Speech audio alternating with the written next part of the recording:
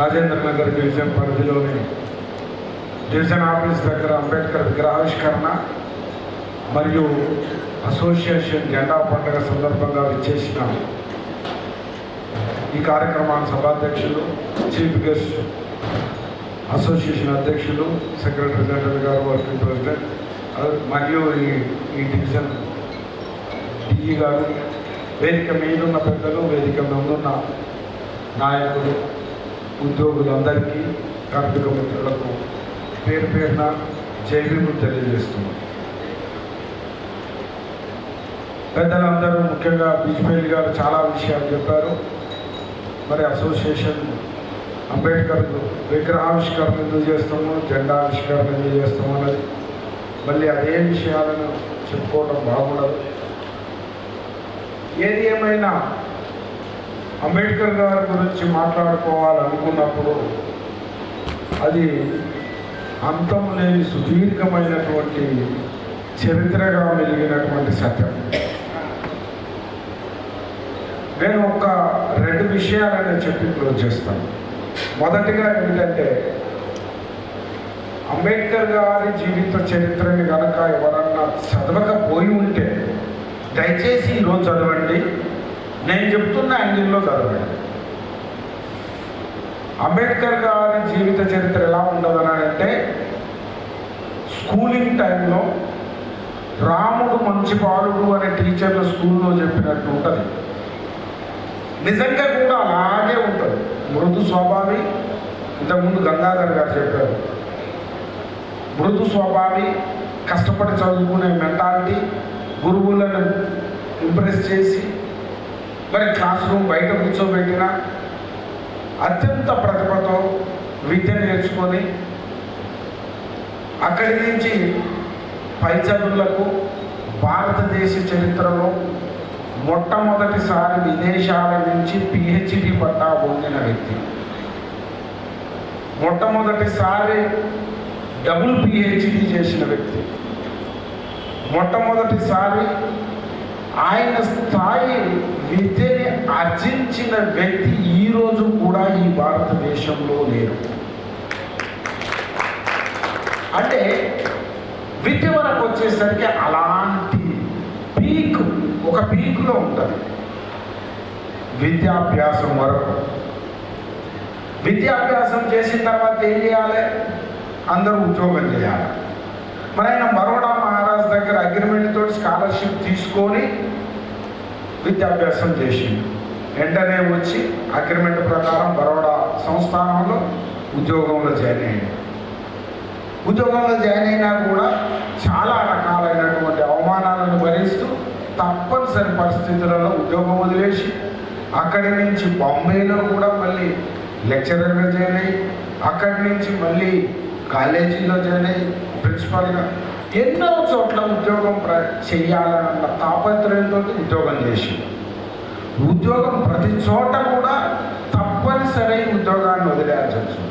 ఉద్యోగము చేస్తూనే సమాజం కోసము ఆ రోజుకు పూలే గారి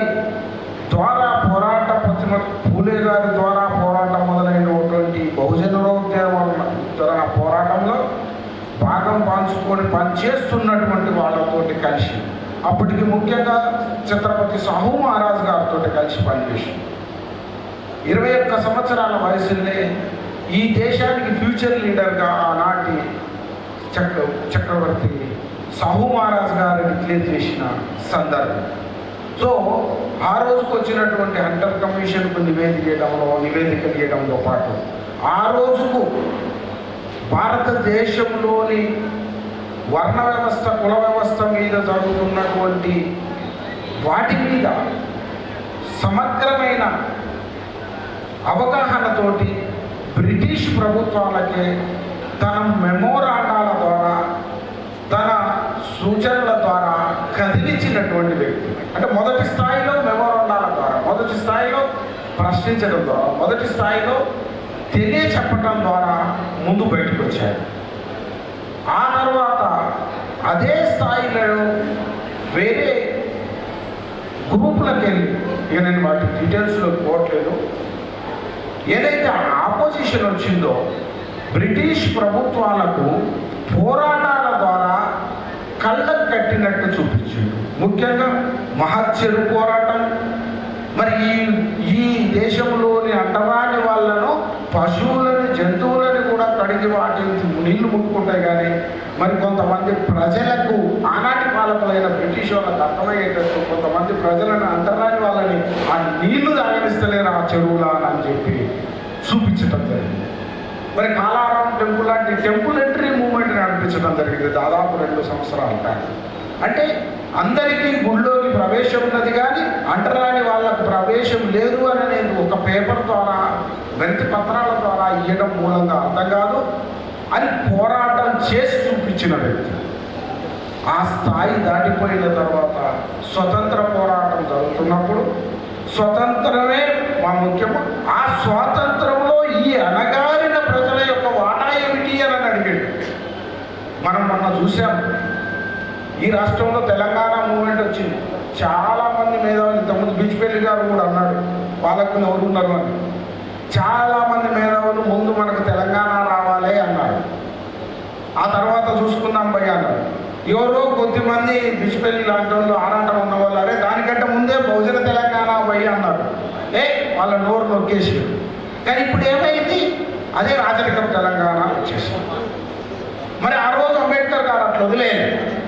నువ్వు స్వాతంత్రం ఇస్తున్నావయ్యా బ్రిటిష్, ఈ స్వాతంత్రం వచ్చే రోజుకు నా ప్రజల, ఈ అణగారిన వర్గాల యొక్క వాటా ఏమిటి అని చెప్పి అడగడం మొదలుపెట్టింది. రాజకీయ పోరాటం మొదలుపెట్టింది. రౌండ్ టేబుల్ సమావేశాల ద్వారా ప్రపంచంలో ఏ దేశంలో అయినా దాదాపు 92 సంవత్సరాల తర్వాత అమెరికాలో ఇది డెమోక్రటిక్ కంట్రీగా ఉన్న అమెరికాలో మహిళలకు ఓటు హక్కు వచ్చింది. అమెరికా మహిళలకు. ఇంగ్లాండ్కు 102 సంవత్సరాల తర్వాత అక్కడున్న మహిళలకు ఓటు హక్కు వచ్చింది. దాదాపు 100 సంవత్సరాల తర్వాత అమెరికాలోని బ్లాక్స్కు, ఈవెన్ డెమోక్రటిక్ కంట్రీగా డిక్లేర్ చేసుకున్నా కూడా 100 సంవత్సరాల తర్వాత అక్కడ బ్లాక్స్కు ఓటు హక్కు వచ్చింది. కానీ ఈ భారతదేశంలోని ప్రజలకు అందరికీ, స్త్రీ పురుషులకు కుల, మత, ప్రాంత, వర్గ, భాష భేదం లేకుండా అందరికీ సమానమైన ఓటు హక్కు. ఆ ఓటుకు ఒకటే విలువ. అందరికీ ఓటు, ఆ ఓటుకు ఒకటే విలువ. అలాంటి ఓటు హక్కును సాధించి పెట్టడంలో అంబేద్కర్ గారు సఫలమైంది. అంటే భారతదేశ డెమోక్రటిక్ కంట్రీని నిర్మించడంలో మనమందరం ఏమనుకుంటామనంటే, రాజ్యాంగం రాసిండు కాబట్టి ఆ రాజ్యాంగంలో కల్పించిన హక్కుల ద్వారా వచ్చినాయి అనుకుంటాం. రాజ్యాంగంలో అంతకు ముందు జరిగిన పోరాటాల ఫలితంగా, అంతకు ముందు జరిగిన చట్టాల ఫలితంగా, అంతకు ముందు జరిగిన అన్నిటిని క్రోడీకరించి రాయడం జరిగింది.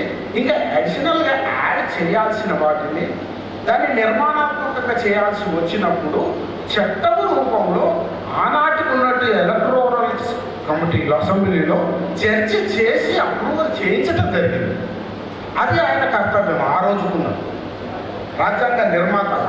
కానీ ఓటు హక్కు వరకు, రౌండ్ టేబుల్ సమావేశాల వరకు ఓటు హక్కు తీసుకొచ్చింది. ఓటు హక్కు వచ్చిన తర్వాత ఏం చేయాలి? ఇంకా రాజకీయ పోరాటం చేయాలి. అదే ఇంతకుముందు బిచ్పల్లి గారు చెప్పింది, మన గంగాధర్ గారు చెప్పింది, ఇండిపెండెంట్ లేబర్ పార్టీ పెట్టింది. ఇమీడియట్గా ఇండిపెండెంట్ లేబర్ పార్టీ, షెడ్యూల్డ్ కూడా ఫెడరేషన్. ఈవెన్ చనిపోయే ముందు కూడా ఏనుగును గుర్తుగా పెట్టుకున్నటువంటి రిపబ్లికన్ పార్టీకి మొత్తము బైలాస్ రాసి ఆయన ఇంకా డిక్లేర్ చేసి ముందు చనిపోవడం అనేది జరిగింది. అంటే విద్య దగ్గర నుంచి, రాజకీయ పోరాటం నుంచి రాజ్యాధికారం వరకు తీసుకెళ్ళిపోయాడు ఆయన. ఇంతకుముందు చెప్పినట్టు, బిచ్పల్లి గారు చెప్పినట్టు, మార్చి 18, 1956 ఆగ్రా సమావేశంలో తను ఏడుస్తూ, అయ్యా నా ఈ రథాన్ని నేను ఇక్కడి వరకు తీసుకొచ్చాను, మీకు చేతనైతే ఈ రథాన్ని ముందుకు తీసుకెళ్ళండి, లేకపోతే ఇక్కడే ఉంచండి, కానీ వెనక్కు మాత్రం తీసుకెళ్ళకండి అన్నాడు. వెనక్కి తీసుకెళ్ళొద్దు అన్న దాంట్లో రథం అంటే అక్కడ ఏదో రథం లేదు, కారు లాంటిది లేదు. ఇగో ఈ రాజకీయ పోరాటాల ద్వారా రాజకీయ హక్కులు రాజ్యాంగం ద్వారా హక్కులను కల్పించేదాకా తీసుకొచ్చిన, ఇంకా మిగిలిపోయింది ఒక రాజ్యాధికారం మాత్రమే. మీకు చేతనైతే రాజ్యాధికార పోరాటం చేసి రాజ్యాధికారానికి రండి, లేకపోతే అక్కడే ఉంచండి, కానీ ఉన్న హక్కులను కూడా చేసే పనులు చెయ్యకండి అని ఆయన భావన. మరి ఇప్పుడు ఏమవుతుందో మీకు అందరికీ తెలుసు. సో కాబట్టి దయచేసి మిత్రులారా, అంబేద్కరిజం అని అంటే అంబేద్కర్ గారి జీవిత చరిత్ర ద్వారా ఉన్నటువంటి ఘట్టాలను ఆయన కోణంలో చదవడమే అంబేద్కరిజం, కానీ ఆ పోరాటాలు చేయడమే అంబేద్కర్ పోరాటాలు కానీ ఇంకొకటి కాదు. ఆయన తర్వాత ఆ రథాన్ని ముందుకు తీసుకుపోయిన దాంట్లో నేను మొట్టమొదటగా గుర్తించింది కాన్షీరామ్ గారు. అంబేద్కర్ గారు రాజ్యాధికారంలో కూర్చోలేకపోయారు, కానీ తన ద్వారా కాన్షీరామ్ గారి ద్వారా ఉత్తరప్రదేశ్లో మాయావతి గారిని అదే ఐడియాలజీ బేస్డ్ సీఎంను చేయగలిగారు. ఆయన ముందుకు తీసుకుపోయారు. నేను ఇంతకుముందు మన డైరీ ఇనాగ్రేషన్ ఫంక్షన్లో కూడా అంబేద్కర్ కాన్షీరామ్ గారి మాటల ద్వారా అంబేద్కర్ అయితే ఎంతమంది అని చెప్పడం జరిగింది. దాని తర్వాత నాకు కొందరు ఒకరిద్దరు ఫోన్ చేశారు, ఏందన్నా అందరినీ నువ్వే తిట్టినట్టే ఉంది, పిలిపించి తిట్టినట్టు ఉంది, ఇదేం మాటలు మాట్లాడడం అని అన్న వాళ్ళు కూడా ఉన్నారు. నా ఉద్దేశం వచ్చిన గెస్టులను కానీ వచ్చిన పెద్దలను కానీ నాయకులను కానీ తిట్టడం కాదు. అది నా మాటలు కావు, నా సొంత మాటలు కావు. అది కాన్షీరామ్ గారు చెప్పిన ఆయన జీవిత చరిత్ర ద్వారా, ఆయన జీవిత ఎక్స్పీరియన్స్ ద్వారా ఆయన డిఫైన్ చేసిందని చెప్పిన దాన్ని ఎక్స్ప్లెయిన్ చేయాల్సిన అవసరం ఉండే ఆ రోజు. దాని దురదృష్టం ఏంటంటే పక్కన వచ్చి అధ్యక్షుడు వారు ఆ రోజు నిలబడుతుంది. అది 1000 మంది మీటింగు, టైం నాకు కొద్ది టైమే ఇచ్చారు. మరి దాంట్లో నేను వివరంగా చెప్పలేకపోయినా. నా ఉద్దేశం అది, కానీ ఇక్కడ నేను ఎవరినో నిందించడం, ఎవరినో తప్పట్టడం కాదు. కానీ ఈరోజు కూడా మీరు అంబేద్కర్ రైట్స్ లాగా ఉండండి అని అయితే నేను రిక్వెస్ట్ చేస్తున్నాను. నేను చెప్పిన 4 రకాల అంబేద్కర్ రైట్లుగా కాకుండా చిట్ట చివరి అంబేద్కర్ రైట్లుగా, అంబేద్కర్ రైట్ మూవ్మెంట్, అంబేద్కర్ ఆలోచన విధానము, అంబేద్కరిస్ట్గా బతుకుతా అన్న వాళ్ళు ఎవరైతుందో మీ రాజ్యాధికార కాంక్షతోటి అంబేద్కర్ రైట్ మూవ్మెంట్లో అనునిత్యం సత్యంగా నిష్ఠతో అబద్ధాలు ఆడకుండా, మరి ఏ రకంగానైతే అంబేద్కర్ గారు తన జీవితాంతము బ్రతికిందో దాంట్లో కనీసం హనుమంతైన డెడికేషన్ తోటి పనిచేస్తూ ఆ దిశగా మనం అందరం ఉండాలని నేను ఆశిస్తున్నాను. ఈ అవకాశం ఇచ్చినందుకు ధన్యవాదాలు తెలియజేస్తున్నాను. జై భీమ్, జై భారత్. మీ గారు రత్నాకర్ సార్ విషయాన్ని మీ ముందు ఒకటి మనకు మీ అందరూ ముందు సెలవుతీస్తూ, మా డివిజన్లో ఏమైనా సమస్యలు వచ్చినట్టయితే, ముఖ్యంగా ఎస్టీ సోదరులకు కార్మికులకు ఏ సమస్య వచ్చినా మేము పై అధికారులు మా నాయకత్వానికి, కంపెనీ నాయకత్వానికి, రాష్ట్ర నాయకత్వానికి చెప్పుకునే అవకాశం లేకుండా కూడా మేము మా డివిజన్ స్థాయిలో రీజన్ స్థాయిలో ఏదైనా సమస్య ఉంటే చెప్తే సార్ సునాయాసంగా పరిష్కరించి వీలైనంత వరకు కార్మికులకు ఎలాంటి ఇబ్బంది లేకుండా మా కోరికను మన్నించి మాకు అడిగిన విధంగా మాకు ఆ యొక్క పోస్టింగ్లు ఇస్తూ కార్మికులకు సంపూర్ణ న్యాయం చేస్తుందని చెప్పి మీ అందరి ముందు వినయంగా మనం చేస్తామన్నా. నేను ఒకటి మీకు మనం చేస్తా ఉన్నా, సార్కు మేనేజ్మెంట్తో పోరాటం చేసే శక్తి పటిమ అది ఆయన కూడా మేనేజ్మెంట్తో సమస్యల మీద పోరాటం చేస్తున్నాడు కాబట్టి సార్కు కార్మికులకు ఎలాంటి సమస్యలు ఉంటాయన్నది సార్కు నేను అనుకుంటా, నేను ఈ కొద్ది కాలంలో తెలుసుకున్నా.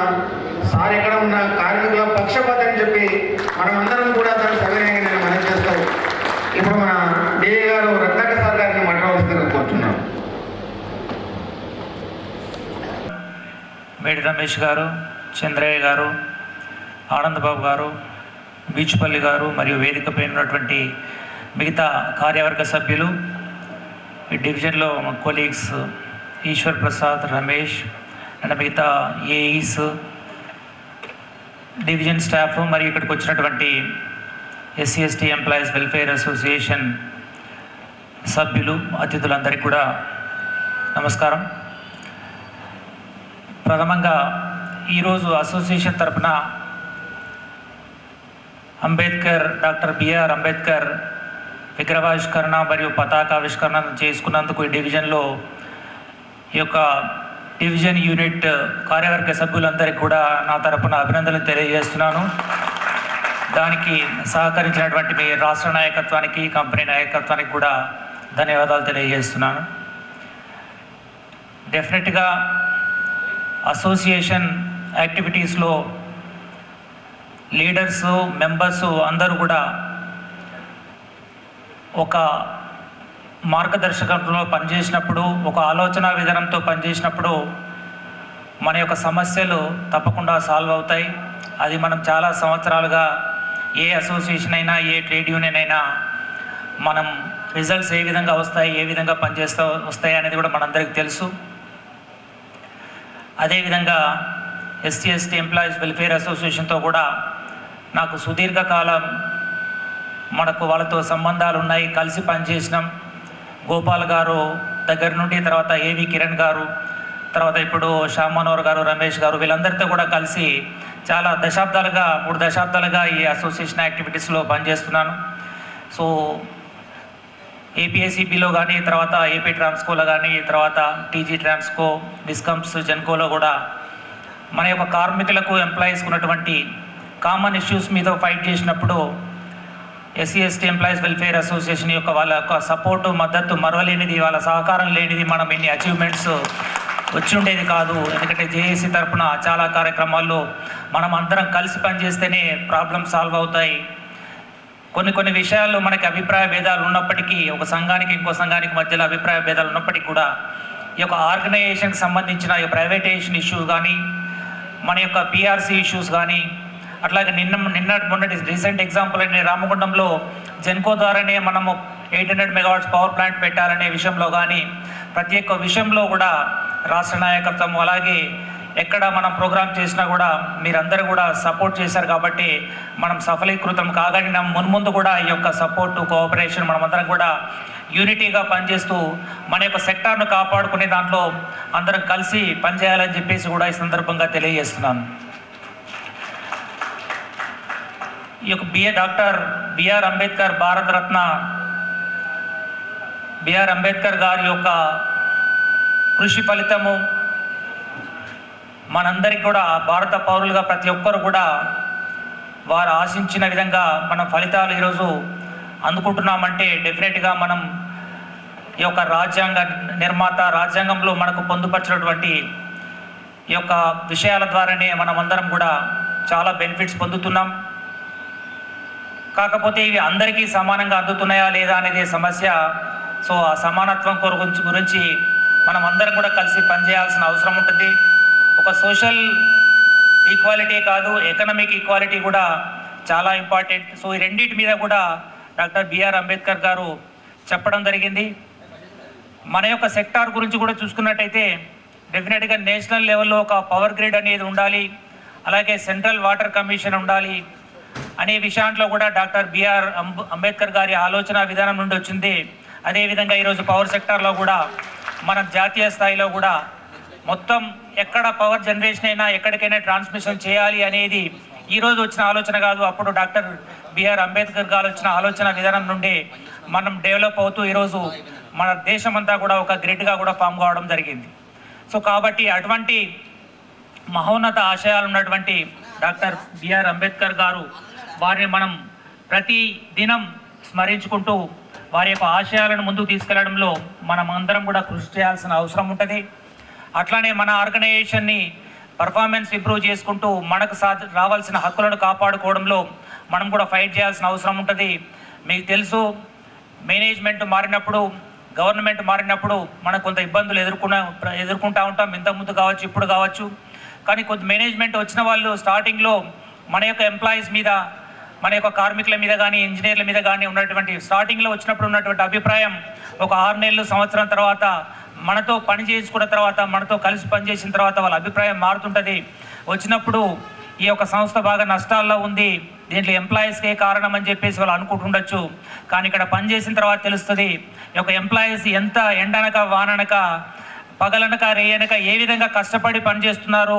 ఈ యొక్క 24 అవర్స్ పవర్ సప్లై ఇవ్వడానికి ప్రజలకు, విద్యుత్ వినియోగదారులకి సేవలు అందించడానికి ఎంత కష్టపడి పనిచేస్తున్నటువంటి వాళ్ళు మనతో కలిసి ఒక 6 నెలలు కలిసి పనిచేస్తే డెఫినెట్గా అర్థమవుతుంది.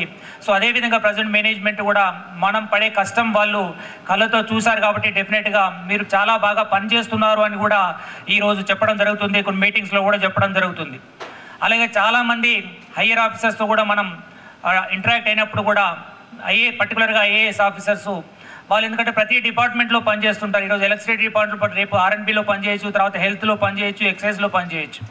వాళ్ళు చెప్తూ ఉంటారు మేము చాలా డిపార్ట్మెంట్లు చూసాం కానీ ఇంత కష్టపడి పనిచేసే డిపార్ట్మెంట్ మాత్రం పవర్ సెక్టారే, ఎలక్ట్రిసిటీ సెక్టార్లోనే ఇంత బాగా పనిచేస్తున్నారని చెప్పేసి కూడా చాలా సందర్భాల్లో చెప్పడం జరిగింది. డెఫినెట్గా దానికి మనమందరం ఒక గర్వపడుతూనే ఇంకా మున్ముందు కూడా అటువంటి మంచి పేరు ఇంకా మెరుగుపరుచుకునే విధంగా మనం అందరం కూడా పనిచేసి ఈ యొక్క విద్యుత్ వినియోగదారులకు నిరంతరంగా ఈ యొక్క 24/7 పవర్ సప్లై అందించడంలో కానీ, మన యొక్క రెవెన్యూ కలెక్షన్స్ ఇంప్రూవ్ చేసుకోవడం విషయంలో కానీ, మన యొక్క లాసెస్ తగ్గించుకోవడంలో కానీ మనం అందరం కూడా మేనేజ్మెంట్ ఏదైతే మనకు డైరెక్షన్స్ ఇస్తుందో, పాలసీస్ ఇస్తుందో ఆ పాలసీస్ని ఫుల్ఫిల్ చేసే విధంగా ప్రయత్నం చేయాలి. అదేవిధంగా ఎప్పుడైతే మన యొక్క ఆర్గనైజేషన్ ఉనికికే ప్రమాదం వస్తుంది, ఈ యొక్క పవర్ సెక్టార్ను ప్రైవేటైజేషన్ చేసే ఆలోచన కనుక వస్తే మాత్రం అదే రీతిలో మనం కూడా డెఫినెట్గా ఉద్యమించి ఫైట్ చేసి మన యొక్క సెక్టార్ను కాపాడుకోవడంలో కూడా మనం అందరం కూడా రెడీగా ఉండాలని చెప్పేసి దాంట్లో SC/ST ఎంప్లాయీస్ వెల్ఫేర్ అసోసియేషన్ కూడా భాగస్వాములు అవుతుందని ఆశిస్తూ ఈ యొక్క డివిజన్లో పనిచేస్తున్నటువంటి SC/ST ఎంప్లాయీస్ వెల్ఫేర్ అసోసియేషన్కి సంబంధించిన వాళ్ళ సభ్యులకు సంబంధించిన ఏదైనా ఇష్యూస్ ఉంటే డెఫినెట్గా నా నోటీస్కి తీసుకొస్తే తప్పకుండా సాల్వ్ చేస్తాం. మనం అందరం కూడా కలిసి పనిచేసి ఈ యొక్క డివిజన్ పర్ఫార్మెన్స్ ఇంప్రూవ్ చేయడానికి కలిసి పనిచేద్దామని చెప్పేసి తెలియజేస్తూ ఈ అవకాశం ఇచ్చినందుకు మీ అందరికీ ధన్యవాదాలు తెలియజేస్తున్నాను. Thank you very much. ధన్యవాదాలు సార్. మీరు సాల్వ్ చంద్రయ్య గారిని మాట్లాడవలసిందిగా కోరుచున్నాను. నేటి రాజేందర్ నగర్ డివిజన్ మహానీయుడు అంబేద్కర్ గారి విగ్రహ ఆవిష్కరణ మరియు జెండా ఆవిష్కరణకు ఈ సమావేశానికి అధ్యక్షత వహించినటువంటి డివిజన్ ప్రెసిడెంట్ కృష్ణ గారికి, మన ముఖ్య అతిథులు స్టేట్ ప్రెసిడెంట్ దాసరి శ్యామ్ మనోహర్ గారికి, ఇంకొక అతిథి మన రాష్ట్ర సెక్రటరీ జనరల్ మేడి రమేష్ గారికి, additional general secretary Somala Nayak గారికి, మన కంపెనీ ప్రెసిడెంట్ ఆనంద్ బాబు గారికి, సెక్రటరీ బీచ్పల్లి గారికి, వర్కింగ్ ప్రెసిడెంట్ నరసింహ గారికి, మరియు వేదిక మీద ఉన్నటువంటి అధికారులకు, మరియు ముఖ్యంగా మన డివిజన్ ఇంజనీర్ గారు, ఇంజనీర్స్ అసోసియేషన్ రథసారథి మరి అధ్యక్షుల వారికి, మరియు ఇంకా మా రంగారెడ్డి సర్కిల్లో నాతోటి మరి ఒక క్రికెట్ టీం ఇప్పుడు పైన కూర్చొని ఏడీగా మా దగ్గర సబ్ ఇంజనీర్ నుంచి క్రికెట్ టీమ్గా ఎదిగి ఈరోజు ఏడీగా ఉన్నటువంటి ఈశ్వర్ గారికి, అదేవిధంగా కింద ఉన్నటువంటి అధికారులకు, నా బంధుమిత్రులకు, నా రక్త సంబంధికులకు జైభీములు తెలుపుతున్నా. మరి ముంగడ మా శ్రీనివాస్ ఏఈ గారు కూడా ఉన్నారు. మేమందరం కలిసి పనిచేశాం. ఈ విధంగా ఈ రాజేంద్ర నగర్ డివిజన్ అందరినీ ఒక తాటిపై తీసుకొచ్చి ఇంత పెద్దటి పండుగ వాతావరణం సృష్టించినందుకు మరి ఒకసారి వారికి మరి అభినందనలు తెలుపుతూ ఉన్నాను. మిత్రులారా, మరి ఇప్పటివరకు మన అంబేద్కర్ యొక్క ఆశయాలను అందరూ మరి చెప్పుకుంటూ వచ్చారు. మరి నేను ఆ విధంగా పోకుండా నేను రెండే మాటలు మీకు చెప్తాను. మరి ఆనాడు గౌతమ బుద్ధుని మొదలుకొని నేటి తరం మరి కాంశీరాం వరకు మరి మహనీయుడు అంబేద్కర్ గారి ఆలోచనలకు తగ్గట్టుగా వారి ఆశయాలను మరి ఓన్ చేసుకొని మరి ఇంత పెద్దటి ఈ భారతదేశాన్ని నడిపించేటువంటి రాజ్యాంగాన్ని నిర్మించినటువంటి మన యుగ పురుషుడు మరి భారత రాజ్యాంగ నిర్మాత యొక్క అంబేద్కర్ గారి యొక్క ఆశయాలకు అనుగుణంగా నడిచే మన సంఘములో మరి మనం ఎంతో కృషి చేస్తూ మనం నడిపిస్తున్నాం. అదేవిధంగా మరి ఈ ఎలక్ట్రిసిటీ డిపార్ట్మెంట్లో అంటే ప్రజెంట్ ఉన్న సిచ్యువేషన్లో మరి గాలి, నీరు, ఆహారం ఎంత అవసరమో మరి మన ఎలక్ట్రిసిటీ కూడా ప్రజలకు అంతే అవసరంగా ఉన్నటువంటి ఈ డిపార్ట్మెంట్లో పనిచేస్తున్నందుకు మనం అందరం ముఖ్యంగా గర్వించాలి. నేను ఈ డిపార్ట్మెంట్లో కొత్తగా చేరినప్పుడు నేను ఖాళీ ఐటీఐ చదివి నేను ఈ డిపార్ట్మెంట్లో వచ్చాను. ఈ నేను పబ్లిక్లో వెళ్ళినప్పుడు ఎంత గౌరవం దక్కిందంటే మన చదివిన చదువుకి 10th ఐటీఐ ఖాళీ ఒక మరి సివిల్స్ మరి మంచి ఆఫీసర్స్ కూడా మనకు ఎంతో రిక్వెస్ట్ ఇచ్చి కూర్చుండబెట్టి ఛాయ్ తాపించి పంపించిన రోజులు మరి మనకి ఈ డిపార్ట్మెంట్లో మనకు గౌరవంగా దక్కుతున్నాయి. అట్లాంటి డిపార్ట్మెంట్లో మనం పనిచేస్తున్నందుకు కూడా మనం గర్వించాలి. ముఖ్యంగా మరి విషయానికి వస్తాను. మరి ఆనాడు ఆంగ్లేయ పరిపాలనలో ఈ భారతదేశం చిక్కుకొని ఉన్నప్పుడు దానిని మనము స్వాతంత్రం సాధించుకున్నటకు మరి ఎంతో కష్టపడి అంబేద్కర్ గారి యొక్క ఆలోచన విధానం ఎట్లుందంటే మరి ఆనాడు రౌండ్ టేబుల్ సమావేశంలో వెళ్ళిన వారందరూ రాత్రిలో నిద్రపోతే అంబేద్కర్ గారు ఒక్కరే మరి మేల్కొని ఉండుట చూసి మార్నింగ్ మరి వాళ్ళు అక్కడ ఉన్నటువంటి అధికారులు అడిగినప్పుడు మరి అతను అడిగిన సమాధానం ఏమిటంటే మరి వాళ్ళు ఎప్పటి నుంచో వాళ్ళు అన్ని ఫలాలు అనుభవించి వాళ్ళు మేల్కొని ఉన్నారు. మరి నా జనము ఏది లేక ఏ హక్కు లేక మరి నా జనం నిద్రపోతున్నది కాబట్టి వారి కొరకు నేను అహర్నిశలు మేలుకతో ఉండి ఈ హక్కులు సాధిస్తానని మరి ఆ రోజు మనకి ఇచ్చిన వాగ్దానాన్ని బట్టి మరి రాజ్యాంగం ద్వారా మనకు హక్కులు సంపాదించి పెట్టారు. మరి ఈ హక్కులను కాలరాసే విధంగా మిత్రులకు మన ఎంప్లాయీస్కి నేను కూడా ఒక విన్నపం చేస్తున్నా. మనము ఈరోజు మరి ఎంప్లాయీస్గా మనము కూడా మేల్కొని ఉండి మన సమాజాన్ని ముందుకు నడిపించే దిశగా మన ప్రయాణం ఉండాలని నేను రిక్వెస్ట్ చేస్తూ ఉన్నాను. ఎందుకంటే ఇప్పుడు ఉన్నటువంటి పరిస్థితులు మనం అందరం గమనిస్తూ ఉన్నాం. మరి రాజ్యాంగం ద్వారా వచ్చిన హక్కులను ఈ ఉద్యోగాలను కాలరాసే విధంగా మరి ఎక్కడ తీసుకొచ్చినా కూడా మరి ఈ కోర్టు కేసుల ద్వారా మనకు గవర్నమెంట్ ఉద్యోగాలు రాకుండా మరి ఎన్నో విధాల శేత ప్రయత్నాలు మరి జరుగుతూ వస్తున్నాయి. ఈ విధానాలను మనం ఎదుర్కోవడానికి మనం అందరం మేల్కొని ఉండాలని నేను రిక్వెస్ట్ చేస్తూ ఉన్నాను.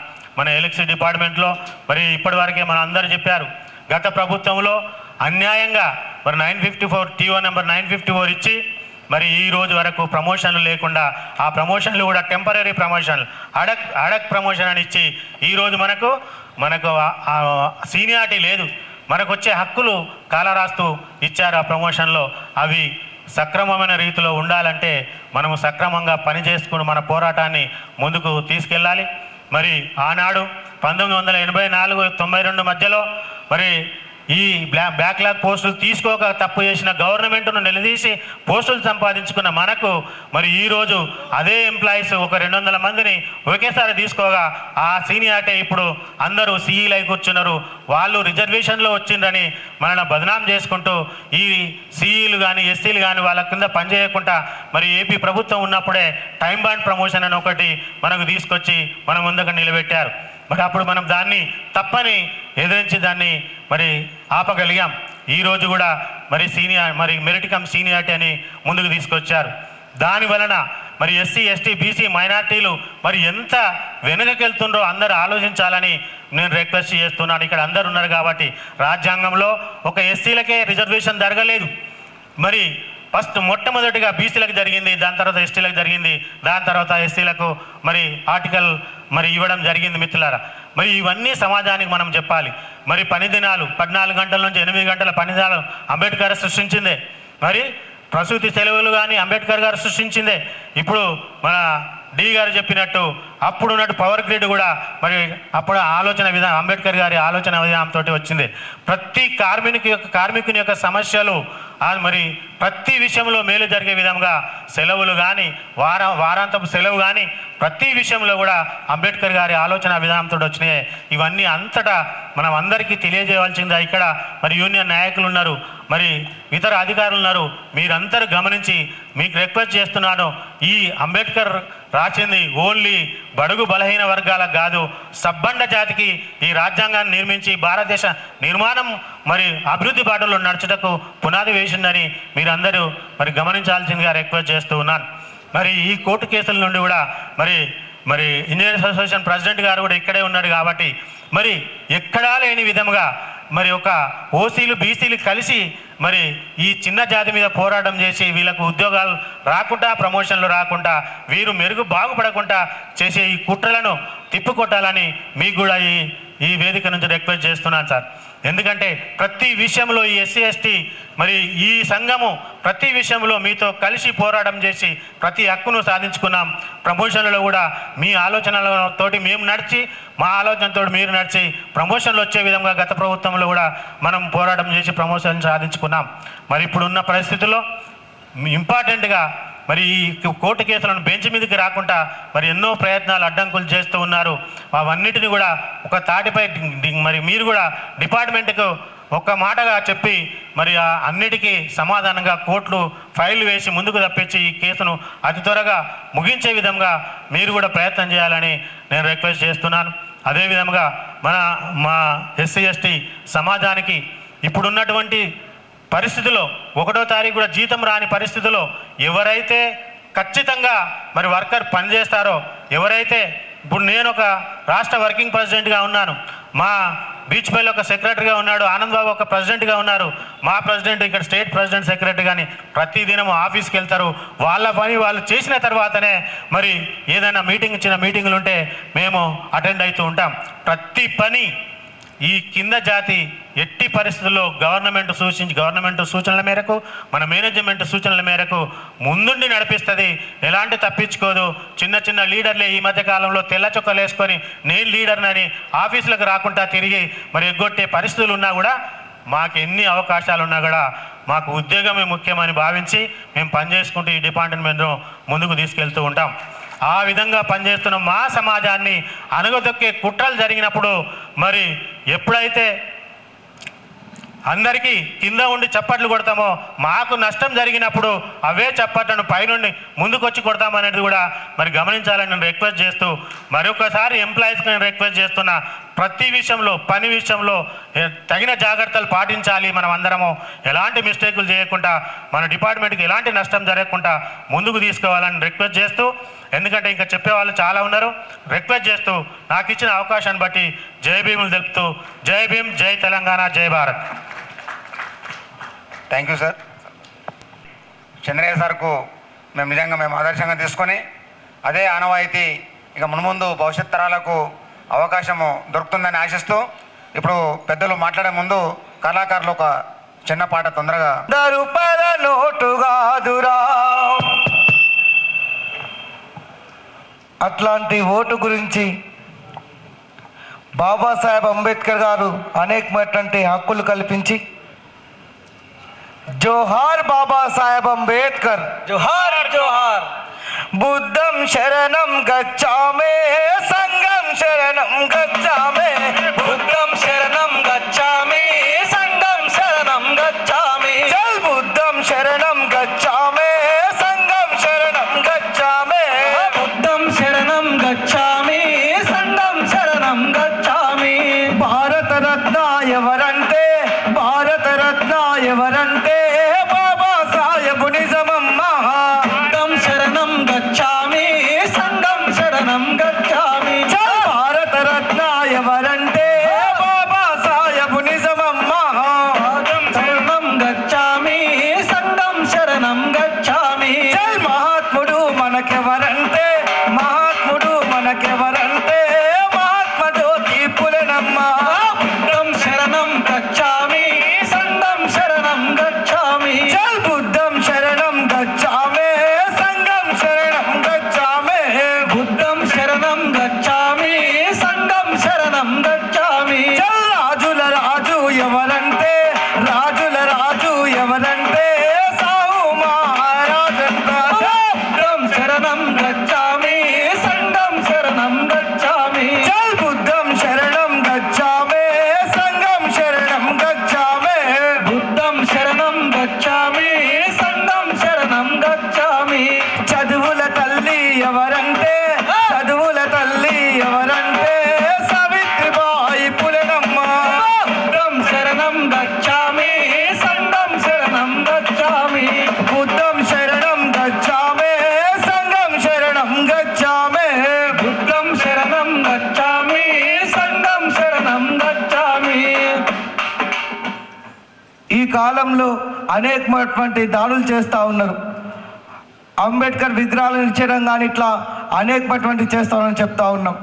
ఎన్నోసార్లు ఈ ఘోరాలు ఎంత మందిని వరుగుదాము ఎన్నోసార్లు ఈ ఘోరాలు ఎంత మందిని వరుగుదాము ఎన్నోసార్లు ఈ ఘోరాలు ఎంత మందిని వరుగుదాము ఎన్నోసార్లు ఈ ఘోరాలు ఎంత మందిని అడుగుదాము దళితన దండు గట్టాకుంటే బతుకలేము దళితన దండు గట్టాముంటే గట్టాలేము దళితన దరువయ్యాకుంటే బతుకలేము దళితన దండు గట్టాకుంటే బతుకలేము ఎన్నోసార్లు ఈ ఘోరాలు ఎంత మందిని వరుగుదాము ఎన్నోసార్లు ఈ ఘోరాలు ఎంత రెల్లు దళితన దండు బతుకలేము దళితన దండు గట్టాకుంటే బతకలేము దళితన దండు గట్టాకుంటే బతకలేము అనేకమైనటువంటి దారులు. ఇంకేముంది మాయితో పుట్టినోన్ని మల్లె పువ్వులు గడిగి మాయిలో పుట్టినోన్ని మల్లె పువ్వులు గడిగి మాయితో పుట్టినోన్ని మల్లె పువ్వులు గడిగి మాయితో పుట్టినోన్ని మల్లె పువ్వులు గడిగి ఎగదూర్చి దిగాదూర్చి దిష్టి పూసాలు గడితే ఎగదూసి దిగాదూసి దిష్టి పూసాలు గట్టి ఇట్లా అనేకమైనటువంటి ఇబ్బందులు.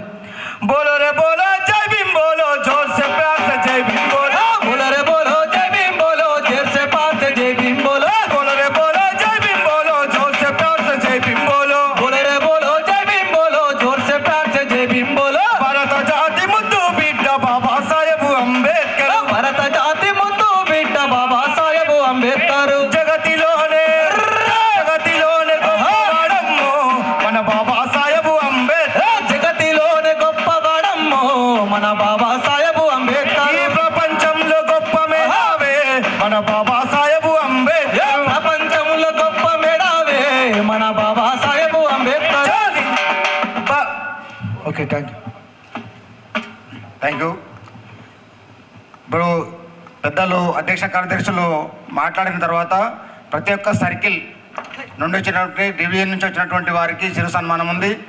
వేదిక మీద ఉన్న పెద్దలకు సభలో ఉన్న అధ్యక్ష కార్యదర్శులకు అందరికీ సన్మానం ఉంటుంది. కావున మీరు సహనంగా మనం యుగంలో జగంలో జనంలో మనలో మన రాష్ట్ర కార్యదర్శి మన సెక్రటరీ జనరల్ మేడి రమేష్ గారు ఇప్పుడు వారి యొక్క ఉపన్యాసాన్ని మనం స్వీకరించవలసిన అందరికీ సోదర కార్మికులు. కృష్ణ వేదిక మీద ఉన్నటువంటి అసోసియేషన్ రాష్ట్ర అధ్యక్షులు శ్యామనార్ గారు, మరొక అతిథిగా వచ్చేసినటువంటి మన విద్యుత్ ఉద్యోగుల జేఏసీ చైర్మన్ రత్నాకర్ రావు గారు, అదేవిధంగా అసోసియేషన్ ప్రతినిధులు, ఇక్కడికి విచ్చేసిన రాజేంద్రనగర్ డివిజన్, అదేవిధంగా వివిధ సర్కిల్స్ నుంచి వచ్చిన అందరికీ జై భీమ్. సమయం లేదు, అందరు దాదాపు ఒక్కొక్కరు 15-20 నిమిషాలు మాట్లాడినటువంటి పరిస్థితి. దాదాపు వాళ్ళు చాలా విషయాలు చెప్పారు. వాటి జోలికి మనం వెళ్ళకుండా ఇక్కడ మొత్తం మీ డివిజన్ ఎంతమంది Krishna members, association members 32 members ఇచ్చారు. మొత్తం సర్కిల్లో 85. సర్కిల్ వాళ్ళు రాలేదా? వచ్చి తినేసి వెళ్ళిపోయారా? సరే, ఓకే, సంతోషం. ఎనీవే, ఇక్కడ మనం మాట్లాడుకోవాల్సింది బాబాసాహెబ్ అంబేద్కర్ విగ్రహ ఆవిష్కరణ, జెండా ఆవిష్కరణ. ఈ రెండు మన డివిజన్లో ఆవిష్కరించుకున్న సందర్భంగా మీ అందరికీ ప్రత్యేక అభినందనలు. చాలా గొప్పగా ఈ కార్యక్రమాన్ని చేశారు మీరందరూ. మిగతా సర్కిల్స్ కూడా యాదాద్రి సర్కిల్ వలె, సరూర్ నగర్ సర్కిల్ వలె, సెంట్రల్ సర్కిల్ వలె, ఒకప్పుడు సిద్దిపేట సర్కిల్, వీళ్ళందరూ కూడా చాలా గొప్ప గొప్ప ప్రోగ్రాములు చేసినటువంటి పరిస్థితి. ఆ విధంగా మీరు స్ఫూర్తినిచ్చారని నేను అనుకుంటున్నా. అయితే బాబాసాహెబ్ అంబేద్కర్ విగ్రహాలని ఆవిష్కరించుకున్న తర్వాత ఆ విగ్రహాల పేరిట జరిగేటటువంటి జయంతులు, వర్ధంతులు, అదేవిధంగా డాక్టర్ అంబేద్కర్ సిద్ధాంతం పేరిట జరుగుతున్నటువంటి ఒక కమర్షియల్ బిజినెస్, ఇవన్నీ మన యొక్క వెనకబాటుతనానికి, మన యొక్క పతనానికి కారణాలు. కేవలం అగ్రకులాలని, అగ్రవర్ణాలను నిందిస్తూ వాళ్ళు చేసేటటువంటి తప్పుల గురించి నిరంతరం మనం సమాజంలో చెప్తూ మనం చేసేటటువంటి పొరపాట్లు, మనం చేసే తప్పులు, మన బలహీనతలు వీటన్నిటి గురించి మాట్లాడుకోకపోవడం వల్లనే మన పురోగతి లేదనేది మనం గుర్తుపెట్టుకోవాల్సినటువంటి అంశం. చాలా కీలకమైనటువంటి అంశం అదే. అదేవిధంగా బాబాసాహెబ్ అంబేద్కర్ ఏదైతే తన జీవితంలో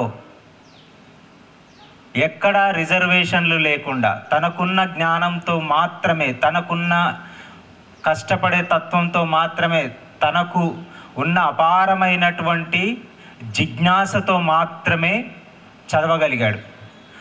దానికి సమాజంలో నుంచి వివిధ రకాల వర్గాల వ్యక్తుల గొప్ప వాళ్ళ యొక్క సపోర్టు అందించబడింది.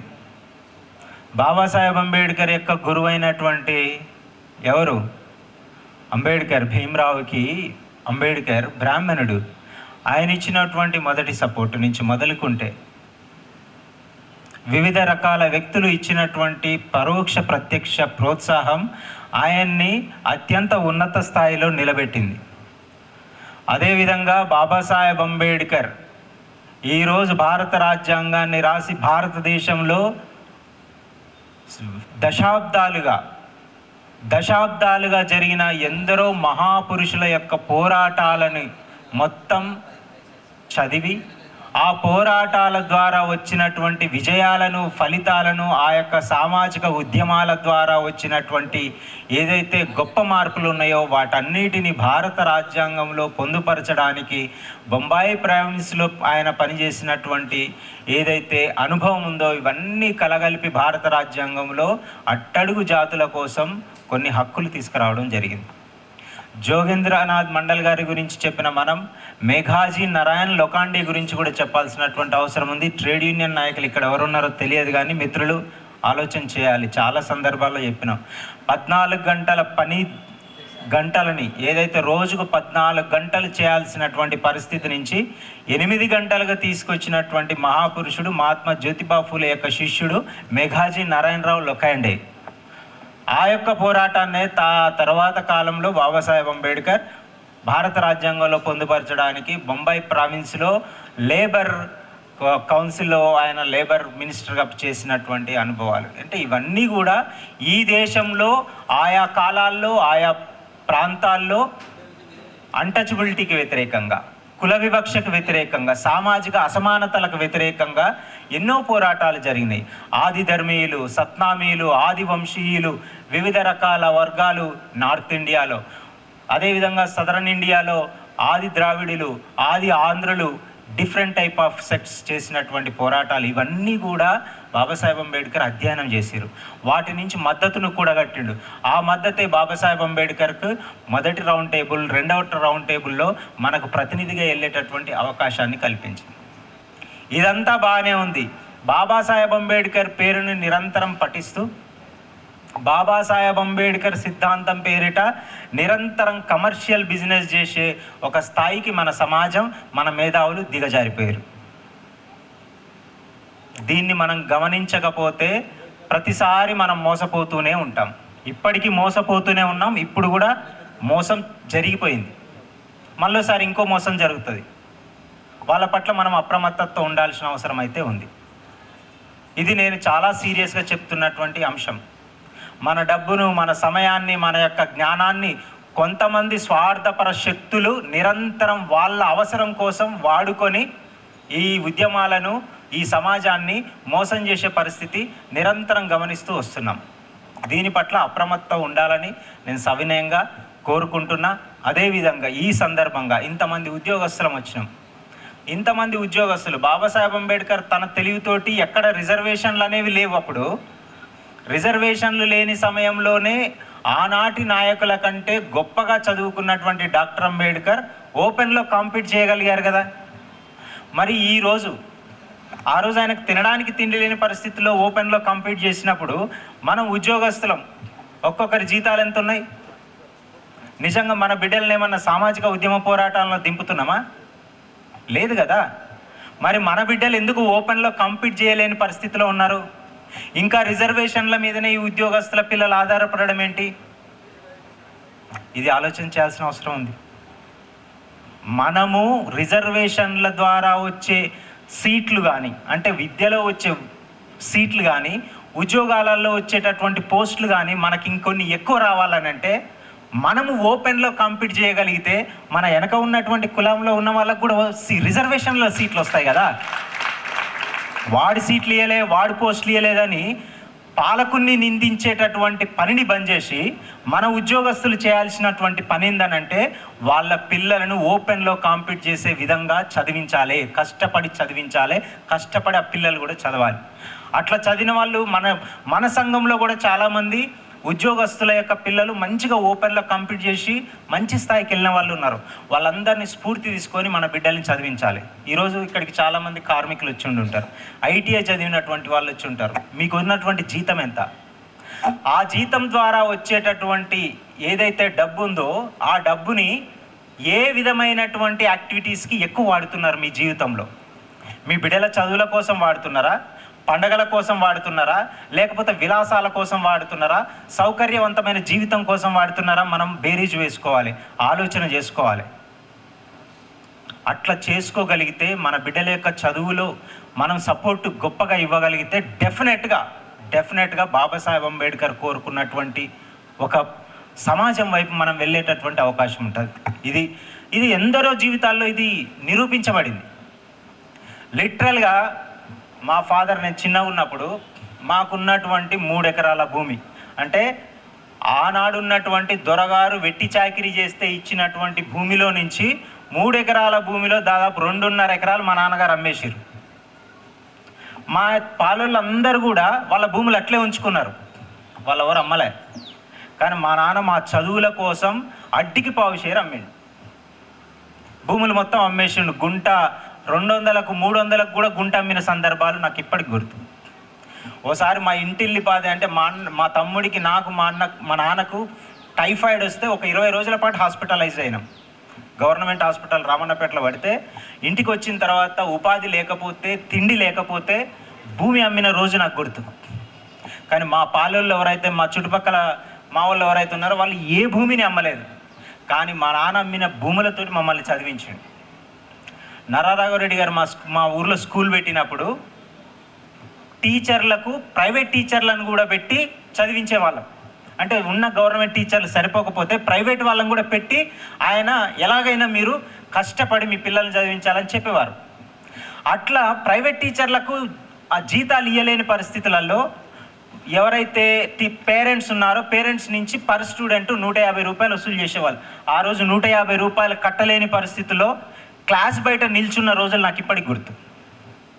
క్లాస్ బయట నిల్చున్న రోజుల నుండి కష్టపడి చదివి మా తాత ముత్తాతలు పడ్డ కష్టాలు, ఆ వెట్టి చాకిరి, మా నాన్న పడ్డటువంటి కష్టం ఎట్టి పరిస్థితుల్లో మేము పడకూడదనే తపనతో మా నాన్న అందించిన ప్రోత్సాహం, అంటే భూమి పోతే పోయింది కానీ నా బిడ్డలు మంచిగా చదువుకోవాలి. ఆ డబ్బుతో చదువుకున్నటువంటి ఆ శ్రమతో నేను స్కూల్లో 10th టాపర్గా వచ్చిన, 536 మార్క్స్ వచ్చింది నాకు అప్పుడు. ఆ తర్వాత నేను ప్రైవేట్ కాలేజీలో నాకు ఫ్రీ సీట్ ఇచ్చారు, ప్రైవేట్ కాలేజీలో చదువుకున్నా. ఆ తర్వాత అక్కడి నుంచి నేను యూనివర్సిటీ కాలేజ్ ఆఫ్ ఇంజనీరింగ్లో ఎలక్ట్రికల్ సీట్ వచ్చింది. ఆ తర్వాత ఇక్కడ జాబ్ వచ్చింది. జాబ్ వచ్చిన తర్వాత ఆ రోజు 500కు 600కు అమ్మినటువంటి గుంట, 2 గుంటలు, 2.5 ఎకరాల భూమిని 1,00,000, 2 లక్షలు, 3 లక్షలు ఎంతైతే అంత అయిందని మళ్ళీ ఆ భూమిని నేను తీసుకోగలిగిన. నేను ఆ భూమిని తీసుకోగలిగిన మా పాలోళ్ళు చదువు పైన ఆ బిడ్డలకు అంత ఇంట్రెస్ట్ లేకపోవడం, లేకపోతే డిఫరెంట్ కారణాలతోటి వాళ్ళు భూములు అయితే అమ్మలేదు, కానీ వాళ్ళు ప్రయోజకులు కాకపోవడంతో ఆ భూమిని తర్వాత అమ్ముకోవాల్సి వచ్చింది. ఈరోజు వాళ్ళకు భూమి లేదు, వాళ్ళు ప్రయోజకులుగా, లేకపోతే ఆర్థికమైనటువంటి పరిస్థితులు గొప్పగా లేవు. కానీ ఈరోజు మేము సమాజంలో గొప్పగా ఉన్నాం, ఆర్థికంగా కూడా గొప్పగా ఉన్నాం.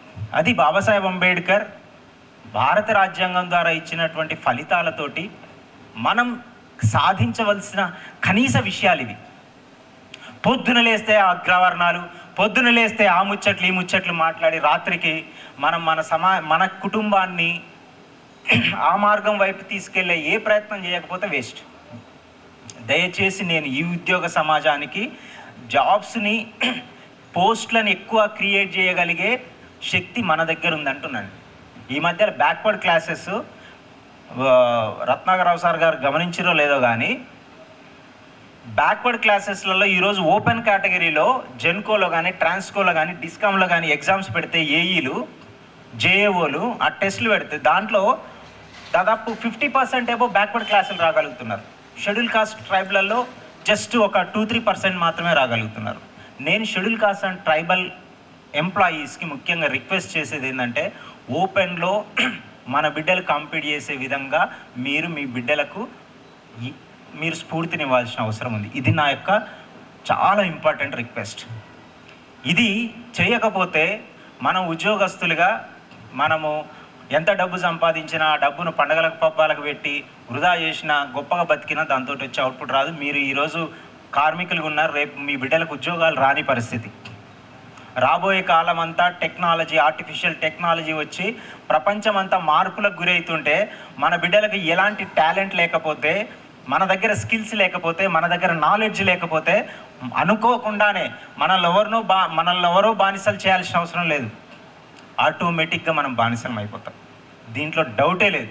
చాలామంది ఈరోజు డ్రైవర్లు ఉన్నారు. నా డ్రైవర్ ఉన్నాడు, సార్ డ్రైవర్ ఉన్నాడు, అన్న డ్రైవర్ ఉన్నాడు, లేకపోతే ఇక్కడ ఉన్న చాలామందికి డ్రైవర్లు ఉన్నారు. వాళ్ళంతా ఏ కులాల వాళ్ళు చెప్పండి, సిన్సియర్గా చెప్పండి. దాదాపు షెడ్యూల్ కాస్ట్లు, ట్రైబ్స్, బ్యాక్వర్డ్ క్లాస్లే మ్యాక్సిమం ఉంటారు. రాబోయే కాలంలో డ్రైవర్లెస్ కార్లు వస్తున్నాయి. నేను అమెరికా వెళ్ళినప్పుడు వేమో అని ఒక కార్ వచ్చింది. మా బామ్మడిది ఒక కార్ బుక్ చేసిండు, అక్కడి నుంచి అక్కడికి వెళ్ళడానికి ఒక 5 కిలోమీటర్లు. కార్ వచ్చింది, కారులో డ్రైవర్ లేడు. కార్ వచ్చింది, ఎక్కి కూర్చోవాలి. కూర్చున్న తర్వాత అప్పటికి టెన్షన్, డ్రైవర్ లేకుండా కార్ ఎట్లా పోతుందని టెన్షనే కూర్చున్నా. నేను పక్కగా కూర్చున్నా. స్టార్ట్ చేసింది, గమ్యం దగ్గరికి తీసుకెళ్ళింది. ముందు వెళ్తే రౌండ్ ఇట్లా ఉన్నాయి, దారిలో ఇట్లా రౌండ్స్ ఉన్నాయి, అక్కడక్కడ రోడ్ ఇలా ఉంది. అది చాలా అద్భుతంగా నడుపుకుంటూ తీసుకెళ్ళింది. అంటే రాబోయే కాలంలో ఈ డ్రైవర్ ఉద్యోగాలు కూడా పోతాయి. అర్థమైంది కదా?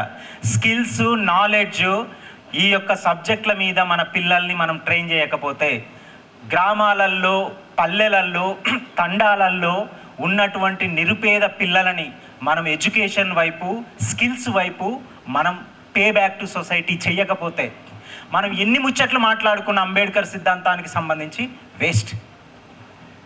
ఇది మనం నిరంతరం చేయాలి.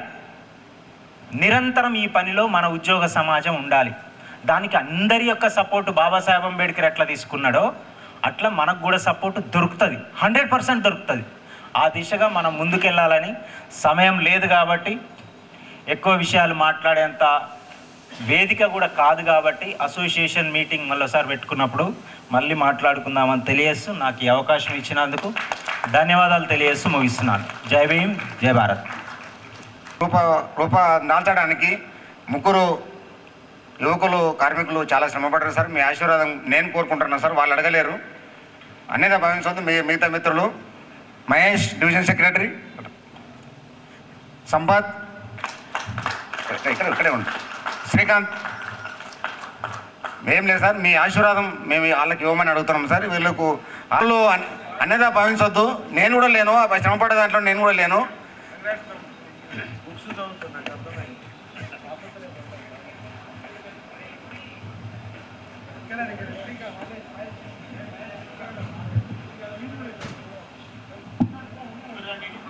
అక్కడ అడుగుంది. వాళ్ళ స్వార్థం ఏం లేదు, మీరు ఆశీర్వదించాలి అంతే. వాళ్ళ స్వార్థం ఇంకోటి ఏం లేదు సార్.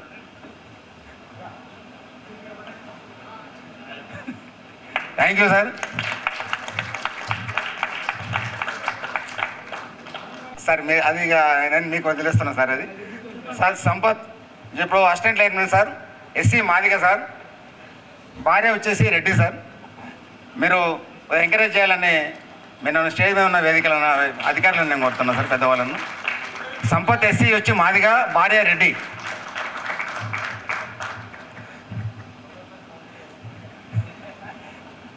దయచేసి కూర్చోండి సార్. ఒక చీఫ్ గెస్ట్ గారు మాట్లాడే ముందు మీరు పెద్దలు సహనంతో మీరు సహకరిస్తున్నారు, దానికి ధన్యవాదాలు. పాటకు దండం పెడతా, మాటకు దండం పెడతా, పాటకు దండం పెడతా, మాటకు దండం పెడతా. మాట ఉంది కదా, ఇక్కడ పాట ఉంది, మాట ఉంది. పాటను మాటను నమ్మిన మనిషికి దండం పెడతా, పాటకు దండం పెడతా, మాటకు దండం పెడతా, పాటను మాటను నమ్మి అన్ని సర్కిళ్ళ నుంచి వచ్చి ఈ కార్యక్రమాన్ని విజయం చేసిన మీ అందరికీ దండం పెడతా. ధన్యవాదాలు, ధన్యవాదాలు, ధన్యవాదాలు. ముఖ్య అతిథులు మాట్లాడే ముందు ఆకలి కేకలు ఆర్తనాదాలు, ఆకలి కేకలు ఆర్తనాదాలు, అనగారిపోతున్న శ్రమజీవులను చూసి, ఇది నేను 1985లో ఒక టీచర్ మీద రాయడం జరిగింది. దానికి అనుకరిస్తూ ఇప్పుడు అది మన బాబాసాహెబ్ అంబేద్కర్ గారికి సరిపోతుందని నేను భావిస్తున్నా. ఆకలి కేకలు ఆర్తనాదాలు, అనగారిపోతున్న శ్రమజీవులను చూసి మనసులో బాధను పెంచుకుంటావు, తనువులో అనువను కరిగిపోతావు, మనసులో బాధను పెంచుకుంటావు, తనువులో అనువను కరిగిపోతావు. అందుకే గురువర్య జనులు మీకు జేజేలు పలికేరు, అందుకే గురువర్య జనులు మీకు జేజేలు పలికేరు.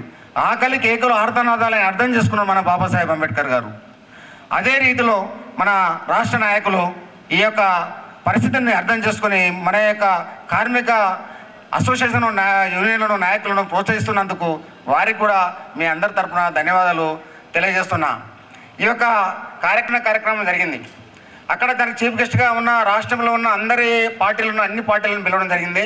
దానికి ముఖ్య అతిథిగా చీఫ్ ఇప్పుడు సబితా ఇంద్రెడ్డి గారిని పిలవడం జరిగింది. ఆమె ఏమన్నదంటే, బాబు నేను అన్ని కార్యక్రమాలు చేసుకుంటూ మీ ఊరికి వస్తాను. నేను వద్దు మేడం, నేను క్యాన్సిల్ చేసుకుంటాను మేడం, మీరు ఎప్పుడైతే మా ఊరికి వస్తారో వేరే కార్యక్రమానికి వెళ్ళొద్దు, మా కార్యక్రమంలో మా ఊరికి వచ్చి వేరే కార్యక్రమానికి వెళ్తే మా కార్యక్రమానికి మీరు వెలువిచ్చిన వాళ్ళు కారు అంటే మళ్ళీ ఇంకో రోజు ఆమె టైం తీసుకొని రాత్రి మన మధ్యాహ్నం 12 గంటల నుంచి సాయంత్రం 5 గంటల వరకు ఆ మేడంను అన్ని పార్టీల వాళ్ళను వేదిక మీద కూర్చోబెట్టి ఆ యొక్క సభను విజయవంతం చేయడం జరిగింది.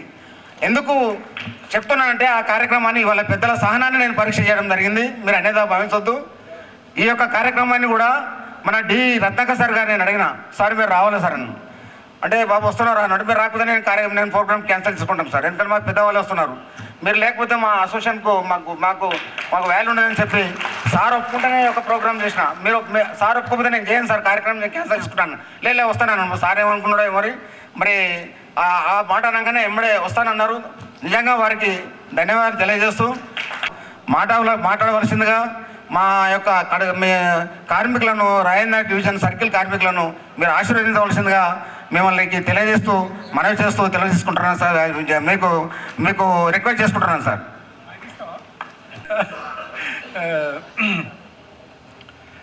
ఈరోజు రాజేంద్ర నగర్ సర్కిల్ పరిధిలోని రాజేంద్ర నగర్ డివిజన్ ఆవరణలో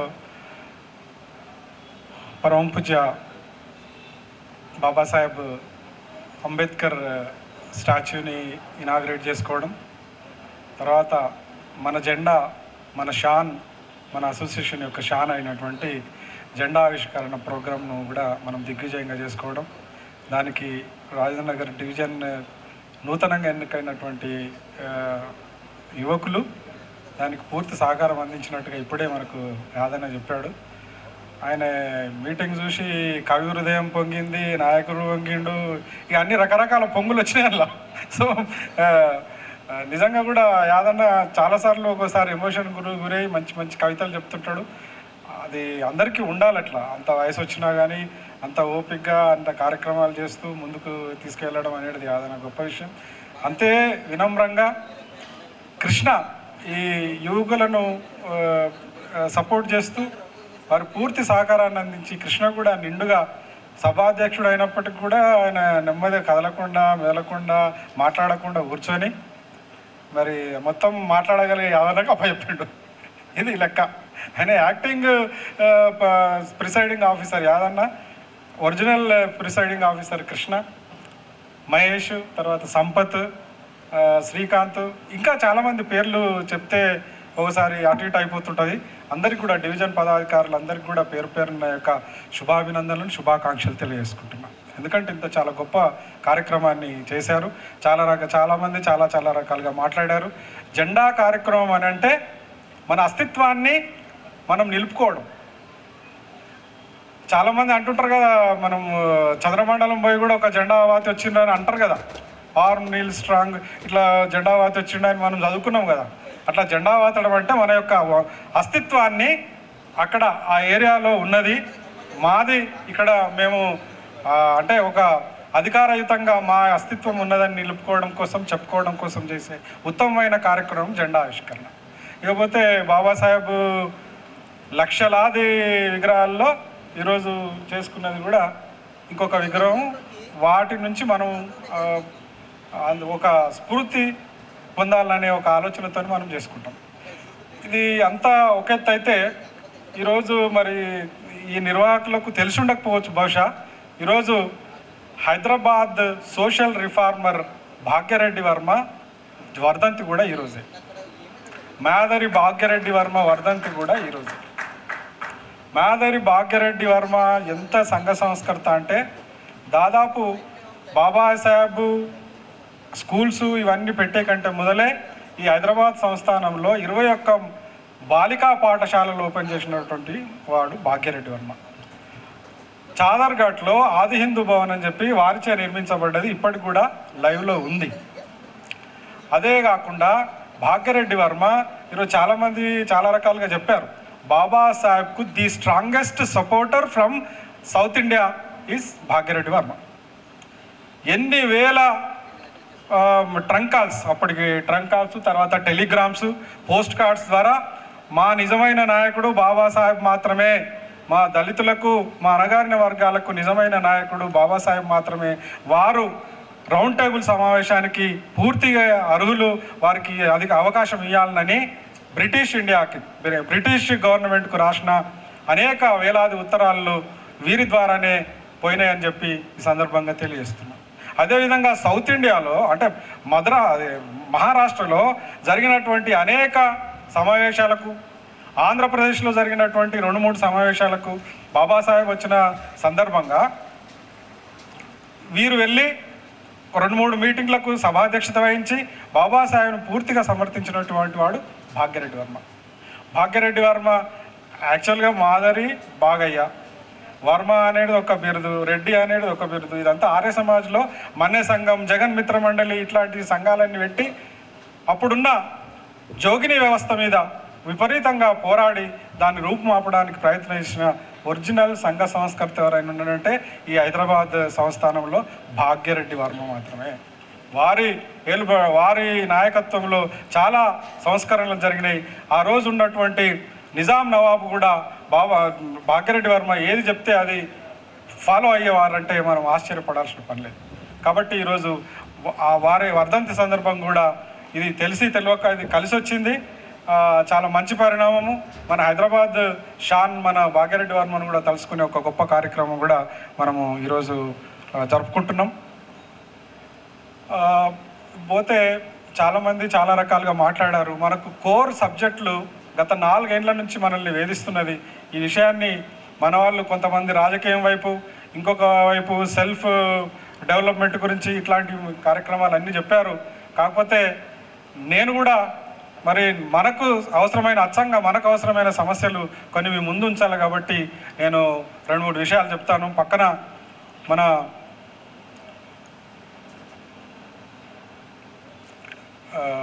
స్టేజ్ మీద ఉన్న వాళ్ళని నేను పలకరించడం మర్చిపోయాను.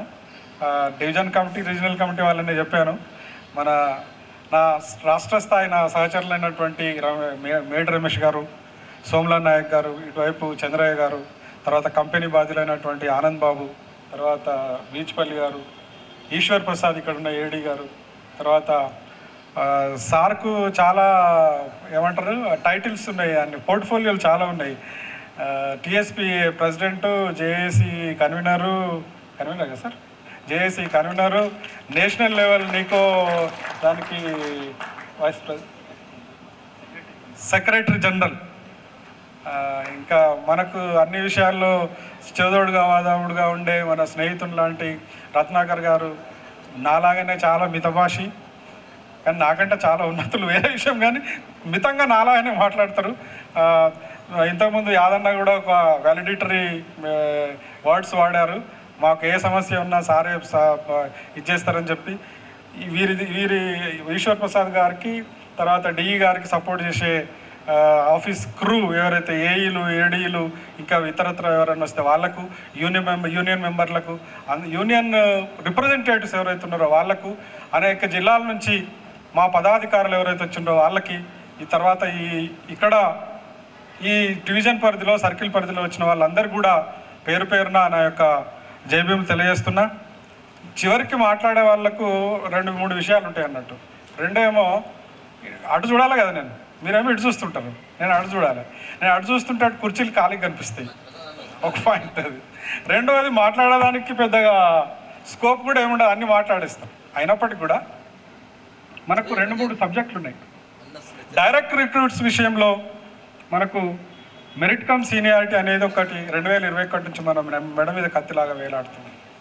అట్లాగే ప్రమోషన్ తర్వాత కాన్సిక్వెన్షియల్ సీనియారిటీ క్యాచప్ రూల్ అనేది కూడా బాబు అది కాదు, క్యాచప్ రూల్ అనేది దాన్ని కూడా మీమాంసలో ఇక్కడ జరుగుతుంది. CC 97 అనేది OCBC జేఏసీ వాళ్ళు ఒక కోర్టు కేసు వేశారు. గత 2 సంవత్సరాల పైబడి అది కోర్టులో నలుగుతున్నది. దానికి ఈరోజు రత్నాకర్ గారు జేఏసీ కన్వీనర్గా ఎట్లా ఉన్నారు, ఇట్లాంటి వేదికను ఎప్పుడు పంచుకోలేదు. అయినప్పటికీ కూడా నేను ఒక విషయం చెప్తున్నా, మీరు దయచేసి దీని మీద చొరవ తీసుకోవాలి, మేమందరం కూడా మీకు సపోర్ట్ ఇస్తామని చెప్పి తెలియజేసుకుంటున్నాం. అదేంటంటే అన్ని సంఘాలు మన జేఏసీలోనే ఉన్నాయి. ఈరోజు OCBC జేఏసీ అనేది కూడా మన ఆ సంఘాలు కూడా మన వెళ్ళిపోయినారు, కానీ ఉన్నారు వాళ్ళు. మనకు మళ్ళా PRC నుంచి వస్తారు కదా వాళ్ళు, ఎట్లాగో ఇప్పుడు ఈ విషయంగా వెళ్ళిపోయారు. అయితే మనకు మేనేజ్మెంట్కి చెప్పాల్సిన అవసరం ఉన్నది మనం ఈ విషయంగా. ఎందుకంటే అన్ని గవర్నమెంట్ ఆర్డర్స్ GOMS నెంబర్ 5 నుంచి మొదలు పెట్టుకుంటే దాదాపు 31 ఆర్డర్లు అన్నీ కూడా ఈ డైరెక్ట్ రిక్రూట్మెంట్కి కాన్సిక్వెన్షియల్ సీనియారిటీకి అనుకూలమైనవి అని ఈ సందర్భంగా తెలియజేస్తుంది. వాటిని మనం చెప్పాలి. కోర్టులో ఉన్నటువంటి కేసులు అన్నీ కూడా వీగిపోయే ఒక అవకాశం ఉన్నది. వెంటనే అది టేబుల్ మీదకి వచ్చి పరిష్కార దిశగా వచ్చే అవకాశం ఉంది. అది మేనేజ్మెంట్స్ 4 మేనేజ్మెంట్లు కలిపి ఒక అఫిడవిట్ దాఖలు చేయకపోవడం వల్ల, ఆన్సర్ రిప్లై ఇవ్వకపోవడం వల్ల మాత్రమే ఇన్ని నెలలు వాళ్ళు పొడిగించుతూ పోతున్నారు. వీళ్ళు టైం అడుగుతూ పోతున్నారు. ఆ జస్టిస్లు అందరూ కూడా టైం ఇస్తూ పోతున్నారు. దయచేసి దీనికి ఒక ఫుల్ స్టాప్ పెడితే, ఈరోజు డైరెక్టర్ మనకు ప్రమోషన్స్ ఇస్తున్నారు, బ్యాచ్ మొత్తం ఇస్తున్నారు. ఆ బ్యాచ్ మొత్తం ఇస్తే ఎవరెక్కడున్నారో తెలియదు.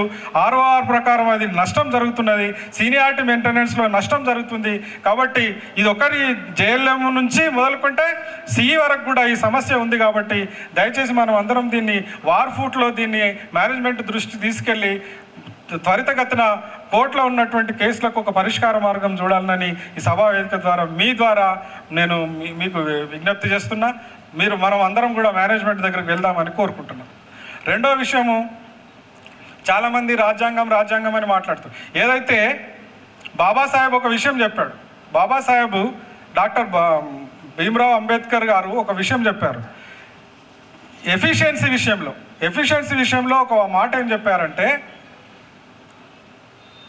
ఏదైతే శాసనసభ కానీ లోకసభ కానీ చేసినటువంటి చట్టాలను అమలుపరిచేది మాత్రమే అడ్మినిస్ట్రేషన్ వింగ్. అంటే అవి చట్టాలు చేసిన తర్వాత అడ్మినిస్ట్రేషన్ దాన్ని కార్యనిర్వహణ రూపంలో తీసుకువెళ్ళాలి. దానికి ఎఫిషియన్సీ అనేది పెద్దగా అవసరం ఉండదు అని చెప్పి బాబాసాహెబ్ చెప్పాడు.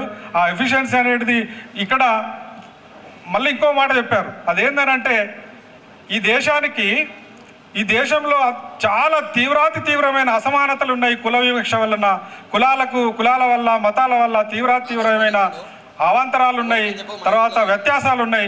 కానీ సమానత్వం కోసం ఏర్పాటు చేసి ఈ రాజ్యాంగాన్ని మనం సమర్పించుకుంటున్నాము. ఈ రెండింటిని కూడా చాలా మనం సమన్వయపరచాల్సిన అవసరం ఉంది. సమానత్వం దిశగా ఈ అసమానతల సమాజాన్ని తీసుకుపోవాల్సిన అవసరం ఉందని చెప్పడం జరిగింది. దాని ప్రకారమే ఈరోజు మరి రాజ్యాంగము చాలామంది చదవాలని అంటున్నారు. కనీసం మనకు అవసరమైన ఒక 10 ఆర్టికల్స్ ఈరోజు మీకు చెప్పాలంట, అన్ని షార్ట్లో. ఆర్టికల్ 14 అది చట్టం దృష్టిలో అందరు సమానమే. చట్టము ఈ అందరిని పరిరక్షించాల్సిన అవసరం ఉంది. ఆర్టికల్ 14 చెప్తుంది. ఆర్టికల్ 15 పుట్టిన స్థలాన్ని బట్టి కానీ, ప్రాంతీయతను బట్టి కానీ, కులాన్ని బట్టి కానీ, మతాన్ని బట్టి కానీ వివక్ష చూపరాదు. లింగం అంటే స్త్రీలింగం కానీ పుల్లింగం కానీ, స్త్రీ కానీ పురుషుడు కానీ అందరూ సమానమే, దీన్ని డిస్క్రిమినేట్ చేయకూడదు అనేది ఆర్టికల్ 15 చెప్తుంది. ఆర్టికల్ 16 ఇది చాలా ఇంపార్టెంట్. దీని మీదనే దాదాపు ఈ భారతదేశంలో అత్యున్నత న్యాయస్థానంలో వేలాది కేసులు ఏదాని మీద నన్ను పడుతున్నాయంటే ఆర్టికల్ 16 మీద. ఏంది ఆర్టికల్ 16 అంటే పబ్లిక్ సర్వీసెస్లో ప్రభుత్వ ఉద్యోగుల నియామకం సంబంధించి ఆర్టికల్ 16. ఆర్టికల్ 16(4) ఎస్సీ ఎస్టీలకు రిజర్వేషన్ కల్పించాల్సిందిగా ఆర్టికల్ 16(4).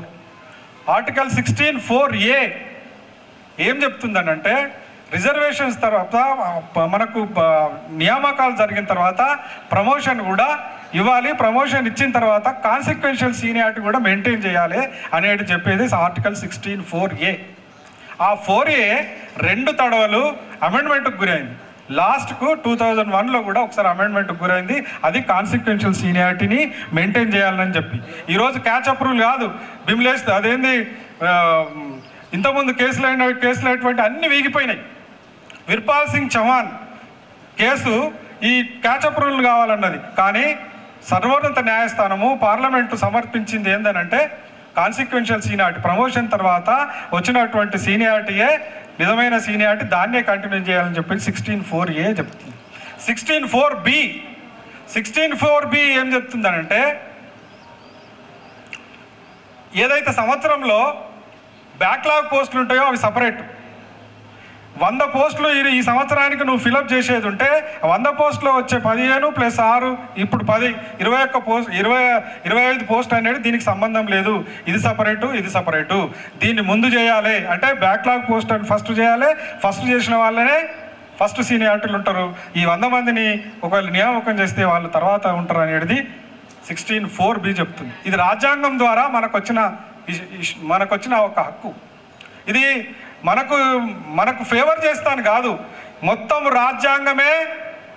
చాలామంది సుప్రీంకోర్టు కూడా చెప్పింది. సుప్రీంకోర్టు ఏమన్నదనంటే ఒక సందర్భంలో ఏం చెప్పిందనంటే ఇది రాజ్యాంగం అనేది బలుగు బలహీన వర్గాలకు, తర్వాత ఎవరైతే అణగారిన వర్గాలు ఉంటాయో వారికి గుణాత్మకమైన పార్షాలిటీని కూడా చూడాల్సిన అవసరం ఉందని చెప్పి సాక్షాత్తు సుప్రీంకోర్టే చెప్పడం జరిగింది. అంటే మీరు అర్థం చేసుకోండి, ఇప్పుడు ట్రైనింగ్ లేక, అవగాహన లేక, రాజ్యాంగం మీద అవగాహన లేక, సర్వీస్ మ్యాటర్స్ మీద అవగాహన లేక రకరకాల కేసులు వేస్తూ ఇబ్బంది పెడుతున్న వాళ్ళు ఎవరో మీరు అందరూ దయచేసి గుర్తించాలి. ఈరోజు మొత్తము 27% బీసీలు, దాంట్లో మళ్ళీ ఇది ఫిజికల్లీ హ్యాండిక్యాప్డ్, మెంటల్లీ ఛాలెంజ్డ్, ఎస్సీలు, ఎస్టీలు, దాంట్లో ఉమెన్, హారిజంటల్ రిజర్వేషన్స్ ఇవన్నీ ఉన్నాయి అని అంటే అది రాజ్యాంగం యొక్క గొప్ప లక్షణమే తప్ప ఈ సమాజాన్ని ఒక చోట అందరికీ రిప్రజెంటేషన్ ఇవ్వాలనే ఉద్దేశాన్ని మాత్రమే ఈ రాజ్యాంగం చెప్తుంది. ఈ సర్వోన్నత రాజ్యాంగాన్ని రక్షించుకోవాల్సిన అవసరం మన మీద ఉందని ఈ సందర్భంగా తెలియజేస్తున్నా. 16(4)(b) అయిపోయింది. ఇక మిగిలింది 17. ఆర్టికల్ 17 ఏం చెప్తుందంటే అబాలిషన్ ఆఫ్ అన్టచబిలిటీ, అంటరానితనాన్ని రూపుమాపాలని చెప్తున్నా ఆర్టికల్ 17. ఆర్టికల్ 46 ఇది డైరెక్టివ్ ప్రిన్సిపల్స్లో ఉంటుంది. ఆర్టికల్ 46 ఏం చెప్తుందంటే వెనుకబడిన తరగతులకు, అణగారిన వర్గాలకు విద్యా ఉద్యోగ అవకాశాలను ఏమన్నా ఉంటే వాటన్నిటిని కూడా మీరు అందరూ సర్దుకొని ఈ సమాజం అనేది, ఈ రాజ్యం అనేది దాన్ని కల్పించాలని చెప్తుంది. ఆర్టికల్ 330 లోకసభలో ఎస్సీలు, ఎస్టీలు ఎంతమంది సభ్యులు ఉండాలని చెప్తుంది. ఆర్టికల్ 332 అది అసెంబ్లీలో ఎస్సీలు, ఎస్టీలు ఎవరు ఎంతమంది ఉండాలని, సభ్యులు ఎంతమంది ఉండాలని చెప్తుంది. Article 335 this is very important. 335 అనేది చాలా ఇంపార్టెంట్. క్లెయిమ్స్, ఎస్సీ ఎస్టీలు చేసిన క్లెయిమ్స్ ఏవైతే ఉంటాయో, న్యాయంగా ఏమైనా ఉంటాయో, lowering of the standards, marks ఏమన్నా తక్కువ వస్తే ఈరోజు 100 మందిలో 15 మంది ఎస్సీలు ఉండాలి. ఆ 15 మంది నువ్వు ఇచ్చిన కట్ ఆఫ్ మార్కుకు వాళ్ళు తగ్గి ఉంటే ఆ తగ్గిన మార్కుల కాడికి 15 మంది ఎంతమంది వస్తారో అంతమందికి నువ్వు కట్ ఆఫ్ మార్క్ పెట్టాల్సిందే అని చెప్పేదే ఆర్టికల్ 335.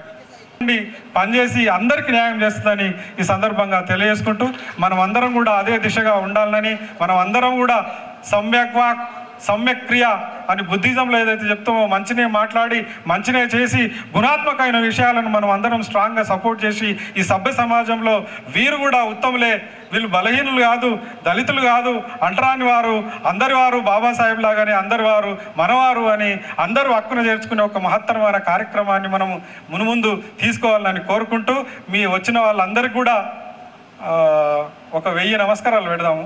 రాని వాళ్ళందరికీ ఒక 10,000 నమస్కారాలు. Thank you very much. జై భీమ్, జై భారత్, జై తెలంగాణ. ఈనాటి జెండావిష్కరణ విగ్రహావిష్కరణ కార్యక్రమానికి మీ అమూల్యమైన సమయాన్ని ఇచ్చేసి మరి మా యొక్క రాయన్ డివిజన్ కార్యక్రమంలో మీరు పాల్గొని మీ యొక్క అమూల్యమైన సూచనలు సలహాలు మీ యొక్క ఉపన్యాసాలు ఇచ్చినందుకు మేము రాయన్ డివిజన్ తరఫున మరి సర్కిల్ తరఫున మరి మీకు ప్రత్యేకంగా అభినందనలు ధన్యవాదాలు తెలియజేస్తూ ఈ కార్యక్రమంలో పాల్గొన్నటువంటి అన్ని సర్కిల్ కార్మిక మిత్రులందరికీ అధ్యక్షులు కార్యదర్శులకు డివిజన్ అధ్యక్ష కార్యదర్శులకు మనవి చేస్తూ ఇప్పుడు వేదిక మీద ఉన్న పెద్దలకు డివిజన్ వాడి మీరు ముందుకొచ్చి ఈ యొక్క సన్మాన కార్యక్రమంలో పాల్గొనవలసిందిగా కోరుతున్నాం.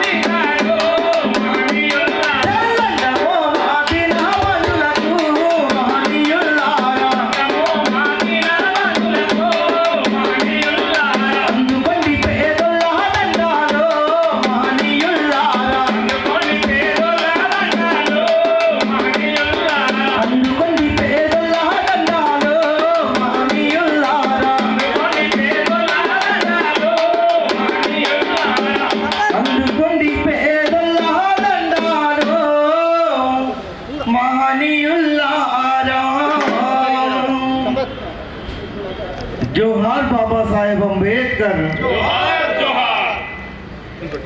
నిండు జగతి సూర్యుడు ఓ భీమరావు అంబేద్కర్. నిండు